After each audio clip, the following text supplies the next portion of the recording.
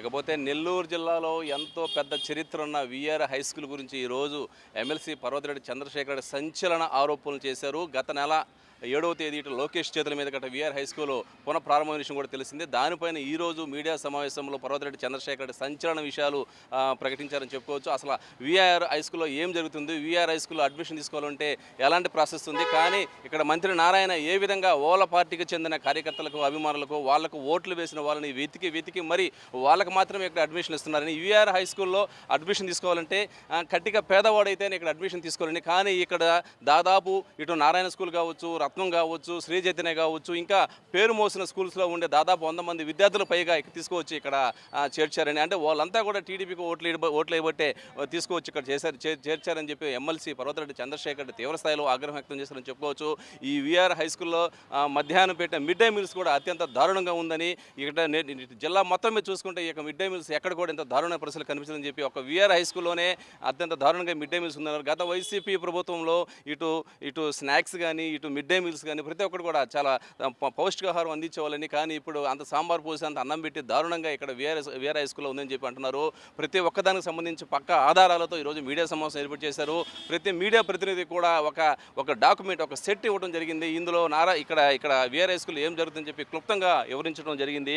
669 మంది కార్పొరేట్స్లు విద్యార్థులు అడ్మిషన్లు ఇచ్చారని, ఇక్కడ అంటే 669 మంది విద్యార్థులకు, ఇటు మెయిన్ యొక్క కార్పొరేట్ స్కూల్లో చదివే విద్యార్థులకు ఇక్కడ అడ్మిషన్ ఇచ్చారని, వీళ్ళంతా సంవత్సరానికి 1,00,000 నుంచి 2,00,000 కూడా ఫీజు భరించే శక్తి ఉన్నప్పటికీ కూడా వీళ్ళంతా టీడీపీకి చెందిన వాళ్ళ పిల్లలు కాబట్టి ఇక్కడ అడ్మిషన్లు ఇచ్చారని చెప్పారు. అదేవిధంగా మొత్తం మీద 1063 అడ్మిషన్లు జరిగాయని, ఈ యొక్క 1063 అడ్మిషన్లు జరగాలంటే ముఖ్యంగా ముందు విఆర్ హై స్కూల్కి చుట్టుపక్కల ఉండే వాళ్ళ పిల్లలకి, పేద పిల్లలకి అడ్మిషన్ ఇవ్వాలని, తర్వాత పక్కకి, ఆ తర్వాత ఇంకో చోటికి అలా వెళ్ళాలని, కానీ ఇక్కడ అలా కాకుండా నియోజకవర్గ పరిధిగా ఎవరైతే ఏ యొక్క వార్డులో తీసుకున్నా, ఏ యొక్క క్లస్టర్ పరిధిలో తీసుకున్నా, ఎవరైతే టీడీపీకి కష్టపడి ఓట్లు వేయించారో, నారాయణ విజయానికి ఎవరైతే కృషి చేశారో వాళ్ళ పిల్లలకు మాత్రమే, వాళ్ళు చెప్పిన వాళ్ళకి మాత్రమే ఇక్కడ అడ్మిషన్లు ఇచ్చారని చెప్పి ఎమ్మెల్సీ పర్వతిరెడ్డి చంద్రశేఖర్ తీవ్రస్థాయిలో ఆగ్రహం వ్యక్తం చేశారని చెప్పుకోవచ్చు.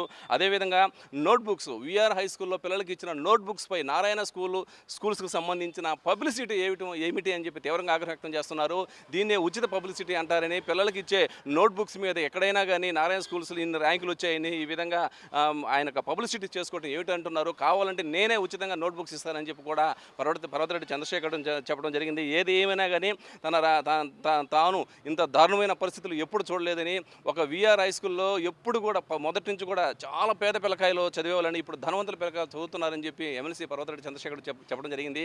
అదేవిధంగా ఇంకొక ముఖ్యమైన విషయం ఏంటంటే, ఇక్కడ ఈ యొక్క విఆర్ హై స్కూల్లో పరిస్థితులు ఏమిటి, వీళ్ళకి భోజనాలు ఎలా సమకూరుస్తున్నారు, వీళ్ళకి వెహికల్స్ ఎలా సమకూరుస్తున్నారు, ఇక్కడ టీచింగ్ సంబంధించి టీచర్స్ ఎంతమంది, ఎలాంటి యొక్క డేటా కోసం కమిషనర్కి ఒక లెటర్ రాస్తే ఆ కమిషనర్ దాన్ని తీసుకెళ్ళి టీడీపీ నాయకుడు రూప్ కుమార్ యాదవ్కి అందజేశారని చెప్పారు పర్వతిరెడ్డి చంద్రశేఖర్. ఇది చాలా దారుణమైన విషయం అని, ఒక ప్రభుత్వ ఉద్యోగి ఇలా ఒక ఎమ్మెల్సీగా ఉన్న నేను, టీచర్స్ ఎమ్మెల్సీగా ఉన్న నేను ఒక లెటర్ రాస్తే ఆ లెటర్ లీక్ చేయడం ఏంటంటే కమిషనర్పై కూడా తీవ్రంగా ఆగ్రహం చేశారు. దీనిపైన కోర్టుకు కూడా వెళ్ళే అవకాశాలు ఉన్నాయని, కమిషనర్ని వదిలే ప్రసక్తే లేదని చెప్పి ఎమ్మెల్సీ పర్వతిరెడ్డి చంద్రశేఖర్ రెడ్డి మీడియా సమావేశంలో చెప్పడం జరిగింది. దీనికి సంబంధించిన ప్రతి డాక్యుమెంట్ కూడా దాదాపు 100 పేజీల బుక్లెట్ ప్రతి మీడియా ప్రతినిధికి అందజేయడం జరిగింది. ఈ రెడ్ బుక్ రాజ్యాంగం వల్ల ప్రజాస్వామ్యానికి ఎంత ప్రమాదమో ఈరోజు అందరూ కూడా గమనిస్తూ ఉన్నారు. అంతకంటే ప్రమాదకరమైనటువంటి విషయాల్ని నేను ఈరోజు మీతో ప్రస్తావిస్తాను. ప్రధానంగా ఈ లా అండ్ ఆర్డర్ ఫెయిల్యూర్స్తో పాటు ఈరోజు సామాన్యుడు బతకాలన్నా కూడా, సామాన్యుడు రోడ్డు మీదకి రావాలన్నా కూడా అతను కూటమి ప్రభుత్వానికి ఓటు వేసిన వాడన్నా అయి ఉండాలా, కూటమి ప్రభుత్వంతో తిరిగేవాడన్నా అయి ఉండాలా. అది ఈరోజుటి పరిస్థితి. ఇటీవలే మనం చూసినాం కొన్ని విషయాల్లో. నేను ప్రధానంగా నెల్లూరు సిటీ నియోజకవర్గం గురించే ప్రస్తావిస్తాను. కొన్ని లోన్స్ శాంక్షన్ అయినాయి. ఎస్సీ కార్పొరేషన్ లోన్స్ కానీ, మైనార్టీ కార్పొరేషన్ లోన్స్ కానీ, ప్రతిదీ కూడా కేవలం తెలుగుదేశం పార్టీ ఎలక్షన్స్ టైంలో వారికి పని చేసినటువంటి ఎంప్లాయీస్ అయితే ఎవరైతే ఉన్నారో, మహిళా శక్తి కావచ్చు, ఎన్టీఎం కావచ్చు, ఇలాంటి వాళ్ళకి మాత్రమే ఇవ్వడం. అలానే జాఫర్ సాహెబ్ కెనాల్ మీద అక్కడ వైఎస్ఆర్సీపీ గవర్నమెంట్లో ఎంతో డెవలప్ చేసినప్పటికీ కూడా అక్కడ కొట్లు ఇవ్వాలని కొన్ని ప్రయత్నం చేసినటువంటి ప్రతి ఒక్కరూ కూడా అక్కడ వాళ్ళ దగ్గర ఉన్నటువంటి ఎంప్లాయీస్కి మాత్రమే వాటిని కేటాయింపులు చేయడం. అలానే అన్నింటిలో కూడా కాంట్రాక్టుల దగ్గర నుంచి ప్రతిదీ కూడా నా దగ్గర క్లియర్ ఎవిడెన్సెస్ లేదే నేను ఎప్పుడు కూడా మాట్లాడను. ఇవన్నీ ఒక ఎత్తు అయితే ఈరోజు విఆర్ హై స్కూల్ గురించి నేను మీతో ప్రస్తావిస్తాను. విఆర్ హై స్కూల్ అనేది ఒకప్పుడు ఎయిడెడ్ స్కూల్, అది ఇప్పుడు మున్సిపల్ స్కూల్గా మారింది. అంటే టోటల్గా ఒక గవర్నమెంట్ సెక్టార్లో నడుస్తున్నటువంటి స్కూల్.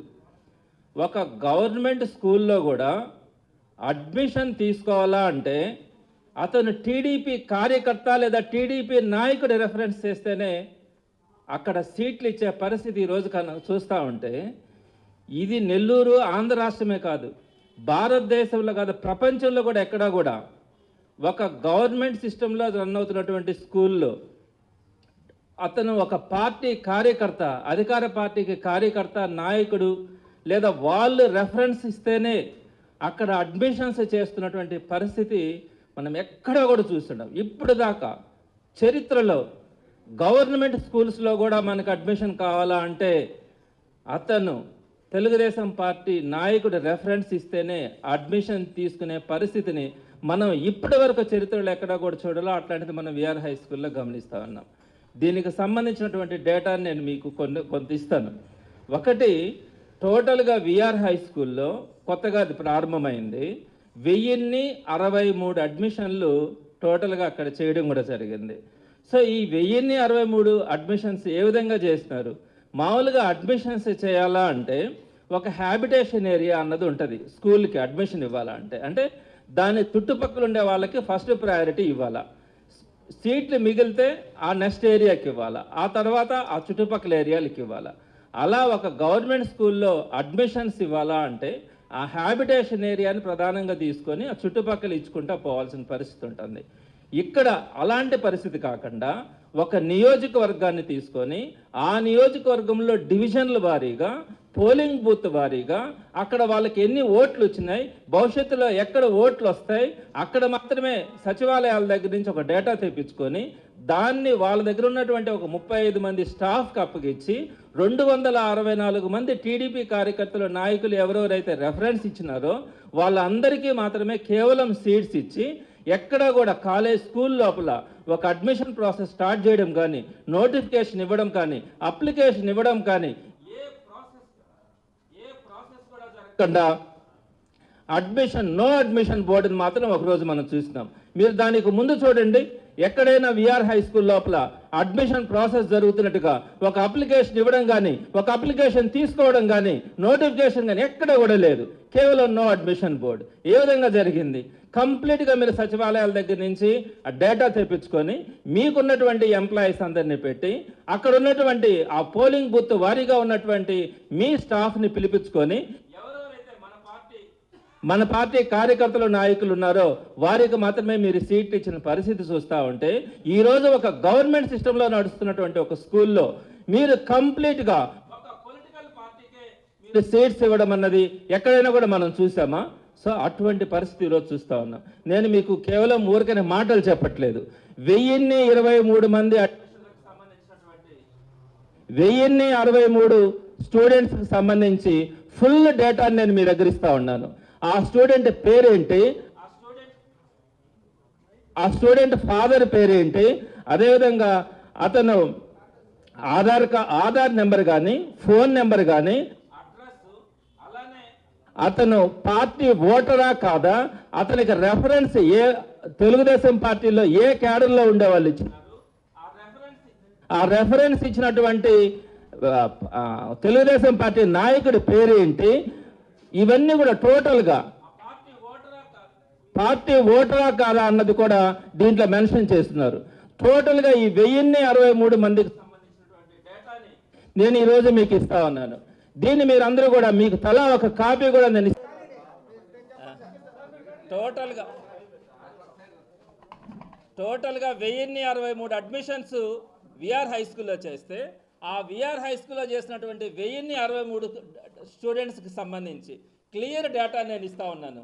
ఆ స్టూడెంట్ పేరు, ఆధార్ నెంబరు, అతను ఇంతకుముందు ఏ స్కూల్లో చదివాడు, ఫాదర్ నేము, అదేవిధంగా వాళ్ళ మొబైల్ నెంబర్, అడ్రస్, అతను పార్టీకి ఓటరా కాదా తెలుగుదేశం పార్టీకి, అలానే పార్టీలో వాళ్ళ బయోడేటా, అంటే వాళ్ళు కనుక బయోమెట్రిక్ అనేసే పంతే వాళ్ళ ఫాదరు, ఆ బయోడేటా కోడ్, అలానే ఎవరు రెఫరెన్స్ ఇచ్చినారు ఆ రెఫరెన్స్, అంటే తెలుగుదేశం పార్టీ క్యాడర్ ఏ డిజగ్నేషన్తో రెఫరెన్స్ ఇచ్చినారు, అదేవిధంగా రెఫరెన్స్ ఇచ్చినటువంటి పేరు టోటల్గా 1064కు సంబంధించినటువంటి డేటా మీకు ఇస్తా ఉన్నాను.